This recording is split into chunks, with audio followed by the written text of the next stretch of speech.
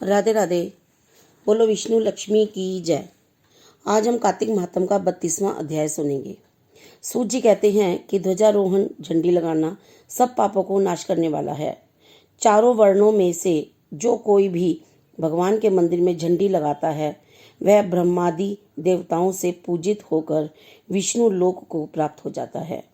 नारद जी कहते हैं कि हे राजा पृथु, हम तुम्हें एक पुरातन इतिहास सुनाते हैं।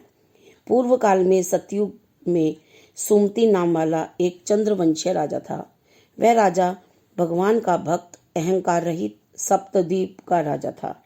सत्यवती नाम वाली उसकी रानी अत्यंत पतिव्रता थी।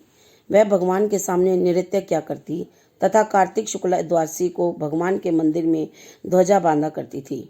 एक दिन राजा तथा रानी को देखने के लिए विभांड ऋषि आए। राजा ने उनका अत्यंत आदर सत्कार किया। तब राजा को ध्वजारोहण करते हुए देखकर मुनि ने कहा, राजन, भगवान को प्रसन्न करने के और भी अनेक साधन हैं, परंतु तुम्हारी इस ध्वजारोपण से इतनी श्रद्धा क्यों है? राजा कहने लगा, हे मुने, एक अत्यंत अद्भुत आश्चर्य युक्त इतिहास है जो मैं आपको सुनाता हूँ। मैं पूर्व जन्म में मालिनी नाम वाला कुमाग्री ब्राह्मण द्वेषी महापापी शूद्र था, साथ ही वैश्यगामी भी था। मेरे इन कर्मों को देखकर मेरे बंधु बांधवों ने मुझको त्याग दिया। इसके बाद मैं वन में जाकर एक टूटे हुए विष्णु मंदिर में रहने लगा और वन के मृगादि जीव जंतुओं को मारकर पेट भरने लगा। इसके पश्चात विंध्याचल पर्वत पर रहने वाली कोकिलिनी नाम वाली निषाद की कन्या, जिसने अपने पति को मार दिया था, भूख से व्याकुल हुई वहां पर आ गई और मेरे पास ही रहने लगी।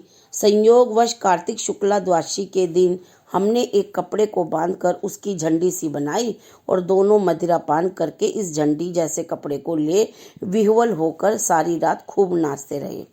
सारी रात नृत्य करते रहने के कारण प्रातःकाल हम दोनों की मृत्यु हो गई। तब यमदूत हमें पाश में बांधकर मारते हुए यमराज के पास ले जाने लगे। उसी समय विष्णु भगवान के दूत विमान लेकर वहां पर आ गए और यमदूतों को धमकाते हुए बोले, तुम पापियों को यमपुरी ले जा सकते हो, धर्मात्माओं को नहीं। परंतु यमदूत भी अत्यंत क्रोधित होकर कहने लगे कि यह दोनों महापापी हैं, इस कारण यह यमपुरी ले जाने योग्य नहीं है। इन दोनों ने जीवन भर एक ही पुण्य कार्य नहीं किया। तब विष्णु पार्षद कहने लगे कि महाखेद की बात है कि तुमको धर्म अधर्म का कुछ भी ज्ञान नहीं है।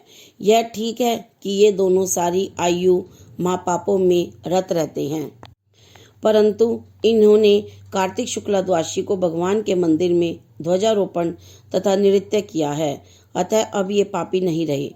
इनके संपूर्ण पाप क्षय हो गए हैं, इस कारण ये विष्णु लोक में जाने के अधिकारी हैं। भले ही इन्होंने अनजाने में ही यह सब कार्य किए हैं। इसके पश्चात विष्णु भगवान के दूत उन दोनों को विमान में बिठाकर विष्णु लोक को ले गए। नारद जी कहते हैं कि हे राजा पृथु, अनजाने में भी ध्वजारोपण का ऐसा फल है, तो श्रद्धा के साथ कार्तिक शुक्ला द्वादशी को तो जो ध्वजारोपण करता है उसके फल का तो कहना ही क्या है।